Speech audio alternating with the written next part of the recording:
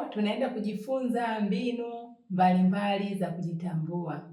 Jinsi gani wewe unaweza kujitambua, wewe unafaa katika nini, hufai katika nini, mwenendo wako, tabia zako, hisia zako zinaathiri vipi kuanzia wewe mwenyewe, watu wanaokuzunguka, mazingira unayoishi au mahali unapofanyia kazi au kusoma.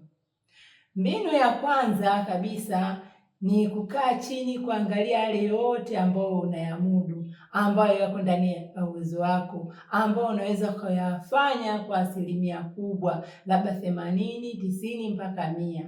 Kwa mfano, unaweza kusema mimi ninaweza kucheza vizuri, kudance. Ninaweza kuimba. Ninaweza kufanya usafi vizuri chumbani, jikoni na sehemu ninapoishi. Au mimi ninaweza kuongea mbele za watu. Mimi ninaweza kuchekesha. Mimi ninaweza kuchora. Mimi ninaweza kubuni kitu fulani ambacho ni kizuri kwa ajili ya manufaa ya jamii yangu. Kwa hiyo andika vitu vyote ambavyo viko ndani ya uwezo wako unavimudu.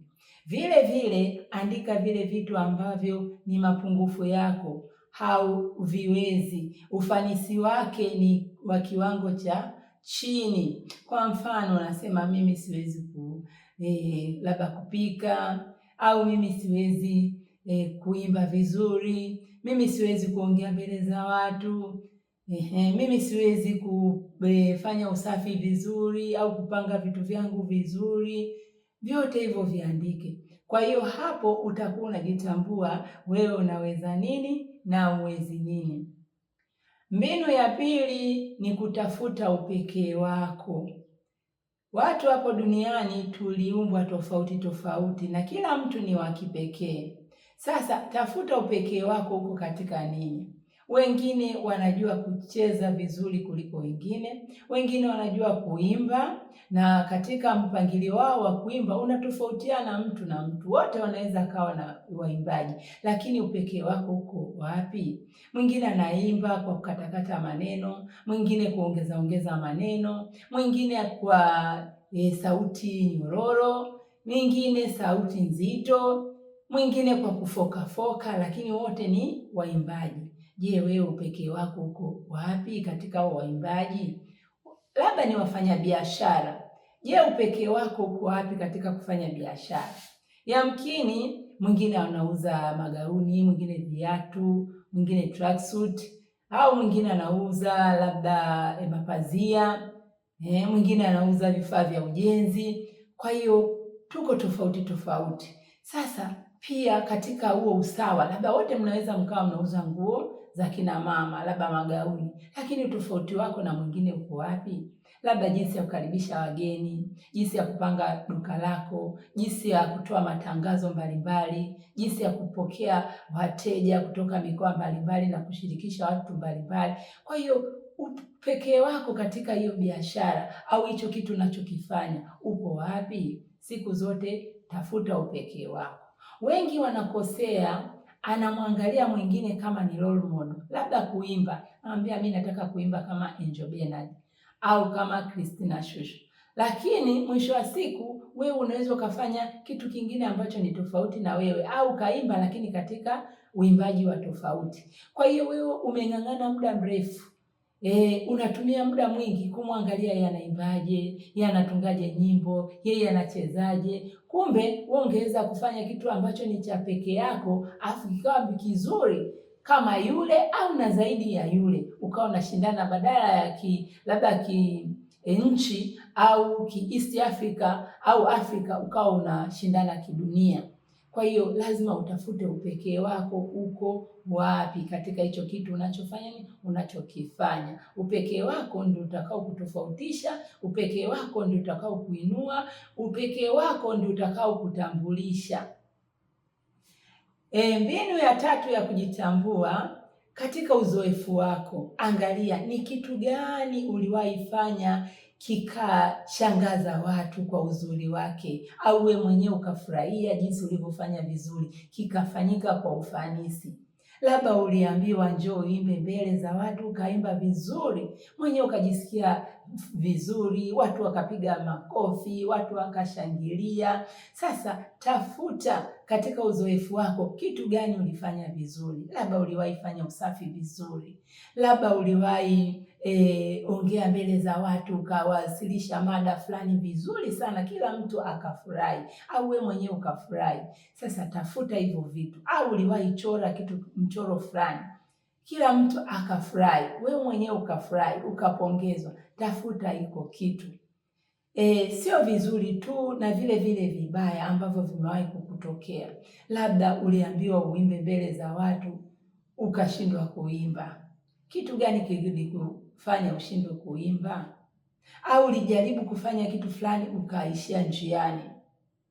Sasa angalia yale yote ambayo ulifanya vizuri kwa uzoefu wako, yale yote ambayo ukufanya vizuri inavyotakiwa katika uzoefu wako. Utaweza kujitambua, mimi nafaa katika hiki na mimi sifai katika hiki. Hiyo ni mbinu ya nini? Ya 3. Mbinu ya 4 ni tafuta vitu vinavyokuogopesha, vitu ambavyo unatamani ufanye kitu fulani lakini unaogopa. Yamkini labda unataka kuongea mbele za watu, kuwasilisha mada fulani, lakini unaogopa. Sasa tafuta kitu gani kinakufanya uogope. Ni macho ya watu, wingi wa watu, lugha wanayotumia sehemu ile, watu wa aina fulani. Wengine wanaogopa wanaume. Wakiwa wanaume wengi hawezi kuongea, wakiwa wanawake wengi hawezi kuongea, wakiwa viongozi wengi hawezi kuongea, wakiwa labda ni wazungu hawezi kuongea. Sasa wewe ni kitu gani ambacho kinakuogopesha kufanya kitu fulani ambacho unapanga kabisa kufanya lakini ufanye? Au ni biashara, unasema mimi nitaanza mwezi ujao au mwezi wa 6 nitaanza kufanya hivi, lakini mwisho wa siku haufanyi tena. Kuna kitu kinakuogopesha. Ni kitu gani? Labda ni Kariakoo, unasema nitakuwa nachukua viatu, nguo, nauza Madale, Tabata, lakini mwisho wa siku huendi tena. Unaanza kujiwazia, Kariakoo watu ni wengi, msongamano, mimi naogopa nitapotea, naogopa nitaibiwa, naogopa nitatapeliwa au watanitukana. Kwa hiyo unasita. Je, ni vitu gani vinavyokuogopesha kuanza kitu fulani au kufanya kitu fulani? Hapo utakuwa unaanza kujitambua wewe ni nani na unafaa katika nini na vitu gani vinaathiri kwa namna moja au nyingine mafanikio yako. Mbinu nyingine ya 5, zungumza na watu wanaokuzunguka. Yawezekana watu wako nyumbani, wana familia, baba, mama, wadogo zako, dada zako, mashangazi, wajomba. Zungumza nao. Waambie, mimi jamani, hivi mnaniona nafaa katika nini? Watakwambia hiki. Wanaweza kataja ovyo ovyo, lakini mwisho wa siku utapata 2 matatu, mimi ni wa namna fulani. Iwapo wana familia 4 5 wakaongea kuhusu kitu fulani, basi unajua hiki ni changu. Na saa nyingine unaweza kuwa nakijua sasa, yaani unakifanya, lakini wakikutajia utajua okay, hiyo ni mimi. Kwa hiyo waseme yale unayowaweza, yale ambayo huyawezi, tabia gani ambazo zinakukwamisha wewe pamoja na wao wenyewe kuhusiana na wewe. Kwa hiyo watataja, hapo utakuwa unajitambua. Mbinu nyingine, pima kujiamini kwako. Pima kujiamini kwako. Unaweza ukawaza moyoni mwako, akilini mwako, iwapo nitaitwa labda kuchora mchoro fulani mbele za watu, au nitaitwa kuongea mbele za watu kuhusu kitu fulani, labda ujenzi wa barabara hapa nyumbani kwetu umefikia wapi, umekwama wapi, je, nitafanya nini? Kwa hiyo pale wewe unafanya nini? Unaanza kupiga mahesabu, unaanza kujifikiria, nikifika pale nitaongea hiki, nitafanya hivi, na kitu gani labda kitanikwamisha. Labda unasema nikisimama pale macho ya watu itakuwaje? Au nikifika pale, unaona, nikifika pale je, nikiniuliza maswali itakuwaje?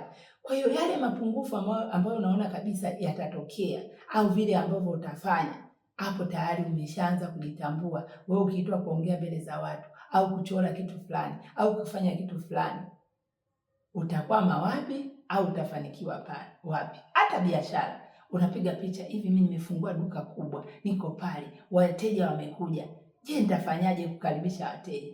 Kwa hiyo pale unakuwa unajitambua. Mbinu nyingine ni vitu gani vinakufanya urudi nyuma au changamoto, vinasababisha changamoto katika maisha yako, labda ni tabia au mwenendo wako. Kuna watu wengine ni wavivu, wengine ni wambea, wengine ni waongo, wengine ni wababe, wengine ni wasengenyaji, wengine ni wanachelewa. Sasa hizo tabia, hiyo mienendo yako inaathiri vipi kuanzia wewe mwenyewe mpaka wale watu wanaokuzunguka? Kwa hiyo unaanza kujigundua, okay, hii tabia yangu ya ubabe hii inanikwamisha sana. Tabia yangu ya uvivu inanikwamisha sana. Tabia yangu ya kuchelewa inanikwamisha sana. Wengi wamekwama sababu ya tabia.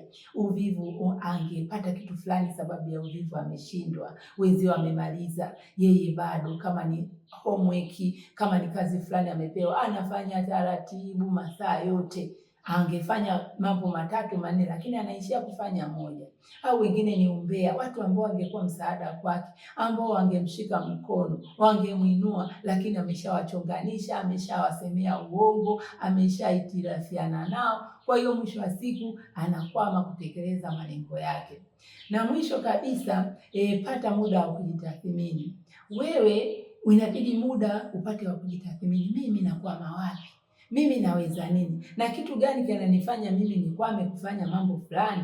Kwa hiyo pata muda wa kujitathmini. Hizo ndio mbinu mbalimbali za kujitambua. Kipindi kijacho tutakuja kuangalia jinsi gani ya kushughulikia hayo mapungufu au mambo ambayo unayaweza. Bye.